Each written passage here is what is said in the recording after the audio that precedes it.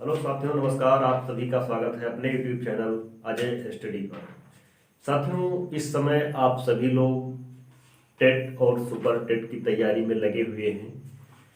आज की इस मनोविज्ञान की क्लास में आप सभी लोगों के लिए यह वीडियो काफ़ी महत्वपूर्ण होने वाला है, क्योंकि इस महत्वपूर्ण वीडियो में अधिगम संबंधी कुछ दोष होते हैं। आप सभी लोग जानते हैं अधिगम यानी सीखना, और सीखने में कुछ दोष होते हैं। उन दोषों के विषय में हम पढ़ेंगे, उनको मनोवैज्ञानिक तरीके से समझेंगे कि आखिर ये जो अधिगम में दोष होते हैं ये कौन कौन से दोष होते हैं और कैसे कैसे दोष होते हैं।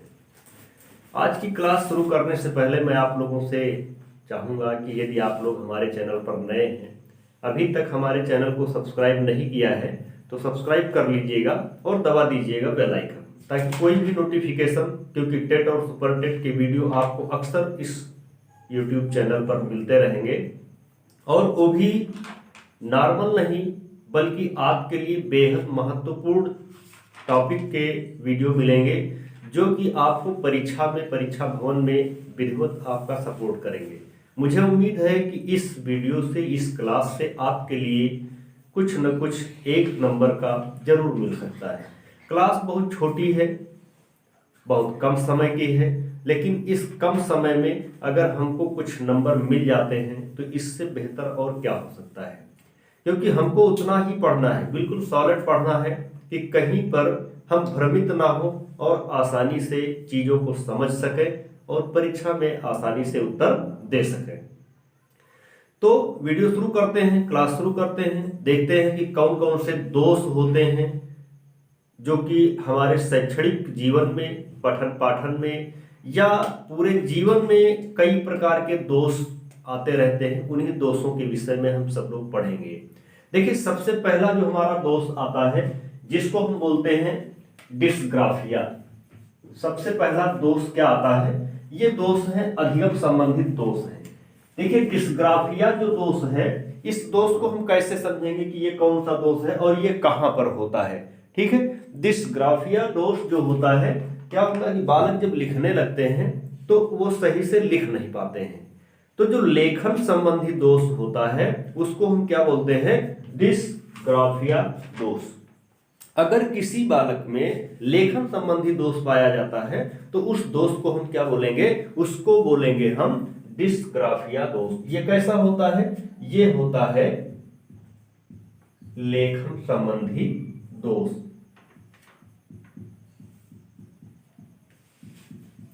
ये है लेखन संबंधी दोष। ठीक है, तो ये जो दोष पाया जाता है इसको हम अधिगम की श्रेणी में किस में रखते हैं? इसको रखते हैं डिस्ग्राफिया के अंतर्गत। अगर किसी बालक में लिखने में कोई अवरोध उत्पन्न होता है, वो सही से लिख नहीं पाता है, तो ऐसी स्थिति में कौन सा दोष माना जाता है? डिस्ग्राफिया दोष। ठीक है, इसके बाद फिर देखते हैं डिसलेक्सिया। डिसलेक्सिया क्या है? डिसलेक्सिया का मतलब होता है कि पठन पाठन संबंधी दोष। हम कोई उच्चारण करते हैं, सही से बोलना चाहते हैं, बालक सही से बोलना चाहता है, लेकिन यदि वो सही से बोल नहीं पाता है, सही से उच्चारण नहीं कर पाता है, पढ़ नहीं पाता है, तो ऐसे दोषों को, ऐसे जो विकार हैं, इन विकारों को हम क्या कहते हैं? ऐसे विकारों को हम कहते हैं डिसलेक्सिया। डिसलेक्सिया क्या है? यह पठन पाठन संबंधी दोष है। ठीक है, अब परीक्षा में आपसे पूछा कैसे जाता है? पठन पाठन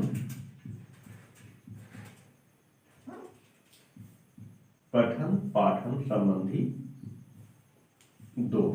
अब परीक्षा में आपसे कैसे पूछा जाता है कि डिसलेक्सिया दोष संबंधित है, पठन पाठन से संबंधित है, लेखन से संबंधित है, भोजन से संबंधित है, श्रवण से संबंधित है। तो आप आसानी से इसका उत्तर दे सकते हैं डिसलेक्सिया। सीधे से हमको इस आधिका की तरफ ध्यान देना है, डिसलेक्सिया की तरफ ध्यान देना है कि ये कैसा दोष है? ये है पठन पाठन संबंधी दोष। इसके बाद फिर देखते हैं डिस्प्रैक्सिया। इसके बाद क्या देखते हैं? डिस्प्रेक्सिया। अब ये जो दोष है ये पठन पाठन भी दोष है और वाचन संबंधी भी दोष है। अगर हम कुछ बोलते हैं और सही तरीके से बोल नहीं पाते हैं, अगर सही तरीके से उच्चारण नहीं कर पाते हैं, तो इसी के अंतर्गत यह दोष भी शामिल होगा, वाचन संबंधी। ठीक है, वाचन संबंधी दोष भी इसी के अंतर्गत शामिल होगा। अगला दोष आता है डिस्प्रेक्सिया दोष। यह डिस्प्रेक्सिया क्या है? डिस्प्रेक्सिया जो होता है ये विभिन्न प्रकार की क्रियाकलापों में एक अवरोध उत्पन्न करता है। क्या उत्पन्न करता है? विभिन्न प्रकार की क्रियाकलापों में उनमें समायोजन करने में, अपने आप को उसमें समायोजित करने में जो दोष पाया जाता है, ऐसे दोष को हम क्या कहते हैं? ऐसे दोष को हम कहते हैं डिस्प्रेक्सिया दोष। और ये जो डिस्प्रेक्सिया दोष है इसको एक प्रकार से हम ये कह सकते हैं, जैसे हाथ से हम कुछ पकड़ रहे हैं और इसको हम ठीक से ना पकड़ पाए, जैसे मार्कर पकड़ रहे हैं, इसको हम ठीक से ना पकड़ पाए, ये हमारी पकड़ में ना आए, तो ये डिस्प्रेक्सिया के अंतर्गत आता है। अभी जैसे मान लीजिए कोई गेंद है, कोई बॉल है, फेंक दिया जाए और बालक उसको दौड़ के पकड़ना चाहता है, लेकिन पकड़ संबंधी जो दोष होता है, जो हम पकड़ नहीं पाते हैं, ऐसी स्थिति को क्या बोलते हैं? ऐसी स्थिति को बोलते हैं डिस्प्रेक्सिया दोष। ठीक है, डिस्प्रेक्सिया दोष जो है वो विभिन्न प्रकार की वस्तुओं में एक प्रकार से समायोजन संबंधी दोष होता है। ये है समायोजन संबंधी दोष। ठीक है, अभी जैसे गिर जाए, इसको उठाने में दिक्कत हो, परेशानी हो, या इसी प्रकार से कोई बाल है, बच्चा है, कलम पकड़ रहा नहीं पकड़ पा रहा, ब्रश पकड़ रहा है नहीं पकड़ पा रहा है, तो ये दोष हमारा किसके अंतर्गत आता है? ये आता है डिस्प्रेक्सिया के अंतर्गत। इसके बाद अगला देख रहे हैं, आप क्या देख रहे हैं? डिस्कैलकुलिया।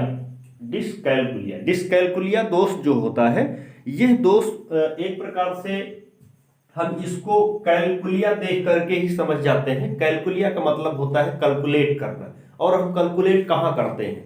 कैलकुलेट करते हैं गणित में। ठीक है, कैलकुलेट कहाँ करते हैं? गणित में करते हैं। तो डिस्कैलकुलिया जो है ये गणितीय दोष है। ठीक है, ये कैसा दोष है? ये गणितीय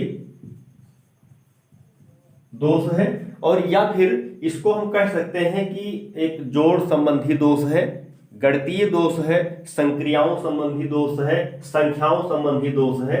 जहां पर जोड़ने, घटाने, गुणा भाग करने में, कैलकुलेट करने में जो समस्या होती है वो हमारा आता है डिस्कैलकुलिया के अंतर्गत। इसके बाद फिर अगला आता है डिस्फेजिया। फिर अगला क्या है? डिस्फेजिया। यह डिस्फेजिया क्या है? यह होता है भाषा संप्रेषण संबंधी दोष। ये होता है, कैसा दोष होता है? भाषा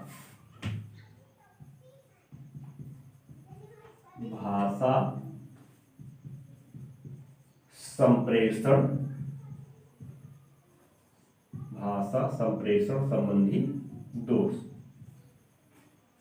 डिस्फेजिया जो है ये कैसा दोष है? ये भाषा संप्रेषण संबंधी दोष है। ठीक है, हम किसी भाषा को बोलते हैं, एक दूसरे से आदान प्रदान करते हैं, विचारों को समझते हैं, लेकिन जब वो समझ में नहीं आते हैं, संप्रेषण करते हैं, एक दूसरे से बातचीत करते हैं और वो समझ में नहीं आती है, तो उसको हम क्या कहते हैं? ऐसे दोष को डिस्फेजिया कहते हैं। यानी किसी कोई बात बोल तो रहा है, बहुत स्पष्ट रूप से बोल रहा अपनी तरफ से, लेकिन अगर हम नहीं समझ पा रहे हैं उसकी बात, तो हमें कौन सा दोष है? डिस्फेजिया दोष है। ठीक है, इसके बाद अगला जो आता है जो डिस्मोराफिया। कौन सा है? डिस्मोराफिया। डिस्मोराफिया क्या है? यह शरीर के अंगों का अविकसित होने का भ्रम। शरीर के अंगों का अविकसित होने का भ्रम होना। शरीर के अंगों का अविकसित होने का भ्रम होना, एक प्रकार से ये कह सकते हैं कि भ्रम होना। अगर हमको भ्रम हो जाता है कि हमारा एक हाथ छोटा है, एक हाथ बड़ा है, अब ये हमको क्या है? भ्रम ही तो है।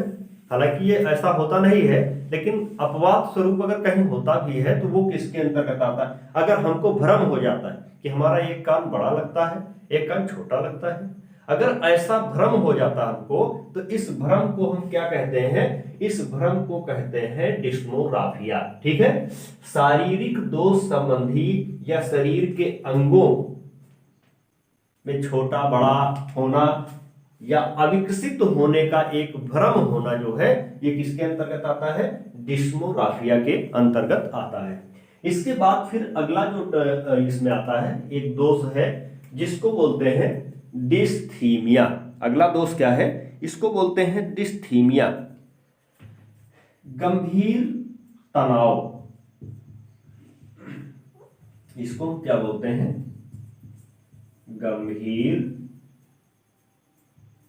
गंभीर तनाव की स्थिति। जब किसी बात को लेकर के कोई बहुत परेशानी वाली बात होती है, ऐसी जब तनाव की समस्या आ जाती है, हम बहुत गंभीर हो जाते हैं, ऐसी गंभीर मुद्रा में, ऐसी गंभीर अवस्था में या तनाव में जब हम होते हैं, तो हमारे अंदर कौन सा दोष होता है? तब ये दोष होता है डिस्थीमिया। गंभीर कोई समस्या हो, किसी प्रकार का तनाव हो किसी बात को लेकर के, तो ऐसी स्थिति जो उत्पन्न होती है, ये जो अधिगम संबंधी दोष आता है, इसके अंतर्गत हम ये डिस्थीमिया रखते हैं। ठीक है, फिर अगला आता है प्रामिरकता घात। अगला क्या है? प्रामिरकता घात। इसमें क्या होता है? जिसको ये बीमारी हो जाती है प्रामिरकता घात की, तो वहां पर क्या होता है? संवेदनशीलता का लोप हो जाता है। वहां पर क्या होता है? संवेदनशीलता का लोप होना। संवेदनशीलता का लोप होना मतलब ये भी एक दोष है। मनुष्य के अंदर संवेदनशीलता एक संवेग है, और अगर इस संवेग का लोप हो जाना मतलब समाप्त हो जाए। अगर किसी बात को लेकर के कोई व्यक्ति बिल्कुल संवेदनशील ही न रहे, किसी बात को हम स्पष्ट रूप से महत्व ही ना दें, उस बात के प्रति गंभीर न रहे, तो ऐसी जो बीमारी होती है, इस बीमारी को हम क्या कहते हैं? प्रामिरकता घात कहते हैं। यानी हर किसी की बात को, हर एक बात को अगर हम बहुत हल्के में ले रहे हैं, उसमें हमारी जरा से भी संवेदनशीलता नहीं है। जब मान लीजिए कहीं किसी को चोट लग जाए, कहीं कोई ऐसी घटना घट जाए जहां पर संवेदनशीलता की आवश्यकता, हमको संवेदनशील होना चाहिए उसके प्रति। लेकिन अगर संवेदनशीलता खत्म हो गई, दया की भावना खत्म हो गई, तो ऐसी भावना खत्म होना माने संवेदनशीलता खत्म होना, इसको हम क्या बोलते हैं? प्रामिरकता घात बोलते हैं। क्या बोलते हैं इसको? प्रामिरकता घात बोलते हैं। आगे देखते हैं, अगला है वुलिमिया। अगला कौन सा दोष है? वुलिमिया। ये एक प्रकार से ऐसा दोष है, भोजन ग्रहण संबंधी दोष। कैसा दोष है? भोजन ग्रहण संबंधी दोष।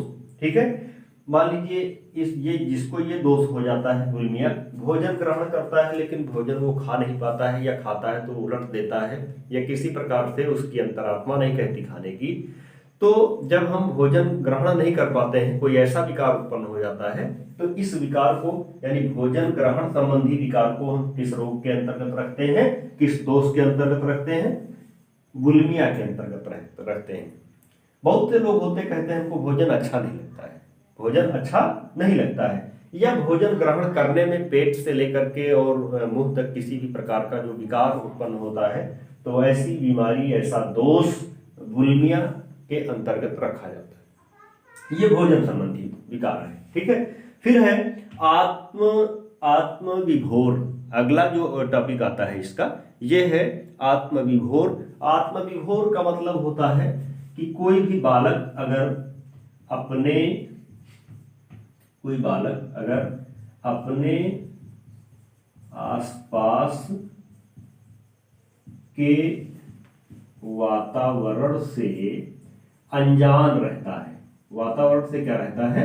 अनजान रहता है। अगर कोई बालक, कोई व्यक्ति, कोई मनुष्य अपने आसपास के वातावरण से अनजान रहता है, सब कुछ देख रहा है, फिर भी अगर अनजान रहता है किसी कारणवश, तो ये समझ लीजिए कि उसको कौन सा दोष है? उसको दोष है आत्मविभोर का। ठीक है, ये अधिगम संबंधी सभी दोष हैं। अगर हम अपने आसपास के वातावरण से सामंजस्य स्थापित नहीं कर पा रहे हैं तो एक प्रकार से ये भी बहुत बड़ा दोष है, और ये अधिगम संबंधी दोष आता है। अधिगम संबंधी दोष में इस दोष को हम कहते हैं आत्मविभोर दोष कहते हैं। ठीक, ओके साथियों, मुझे उम्मीद है कि आप लोगों की समझ में आ गया होगा। एक बार फिर से रिपीट कर लेते हैं, इसको देख लेते हैं, बहुत जल्दी से देख लेते हैं ताकि आप लोगों की आसानी से समझ में आ जाए। डिस्ग्राफिया लेखन संबंधी दोष, डिसलेक्सिया वाचन पठन पाठन संबंधी दोष, डिस्प्रैक्सिया समायोजन संबंधी दोष, डिस्कैल्कुलिया गणितीय दोष होता है, डिस्फेजिया होता है भाषा संप्रेषण संबंधी दोष, और यहाँ पर डिस्मोराफिया जो होता है ये होता है शरीर के अंगों का अविकसित होने का भ्रम होना। विकसित होते हैं लेकिन अगर कहीं दिमाग में भ्रम पैदा हो गया तो इस भ्रम को हम क्या कहते हैं? इस भ्रम को कहते हैं डिस्मोराफिया। ठीक है, डिस्मोथीपिया अगला जो आता है गंभीर होना या किसी प्रकार से तनावग्रस्त होना, तो इनको हम क्या बोलते हैं? इनको बोलते हैं डिस्मीथीनिया, डिस्थीनिया। ठीक है, प्राणिकताघात जो होता है इसमें क्या होता है? एक प्रकार से संवेदनशीलता का लोप हो जाता है, आदमी किसी भी बात को पूरी गंभीरता के साथ नहीं लेता है। ठीक है, फिर आगे देखते हैं बुलिमिया एक भोजन ग्रहण संबंधी दोष होता है। ठीक है, अगर हम सही से भोजन ग्रहण नहीं कर पाते हैं तो ऐसा दोष माना जाता है। फिर है आत्मविभोर, जो अपने आसपास के वातावरण से अनजान रहता है, कोई व्यक्ति समायोजित नहीं कर पाता है अपने आप को, तो ऐसे को हम क्या बोलते हैं? ऐसे दोष को हम आत्मविभोर दोष बोलते हैं। ठीक है साथियों, तो ये अधिगम संबंधी दोष थे। मुझे उम्मीद है कि आपको ये समझ में आ गए होंगे और ये आपकी परीक्षा के लिए, टेट और सुपर टेट के लिए काफी महत्वपूर्ण है, इसलिए इनको आप बहुत आसानी से विधिवत देख करके समझ लीजिएगा ताकि परीक्षा में यदि आए तो किसी भी प्रकार से गलती ना हो। अगले वीडियो में अगली क्लास के साथ आपसे फिर मुलाकात होगी, और हमारे सभी वीडियोस देखने के लिए, वो चाहे हिंदी हो, हिंदी साहित्य, व्याकरण, संस्कृत साहित्य, संस्कृत व्याकरण, मनोविज्ञान, इस प्रकार के तमाम वीडियो देखने के लिए आप हमारे चैनल को सब्सक्राइब जरूर कर लीजिए ताकि आपको किसी भी प्रकार की कोई परेशानी ना हो। ओके साथियों, अगली वीडियो में आपसे फिर मुलाकात होगी, अगली क्लास में फिर मुलाकात होगी। तब तक के लिए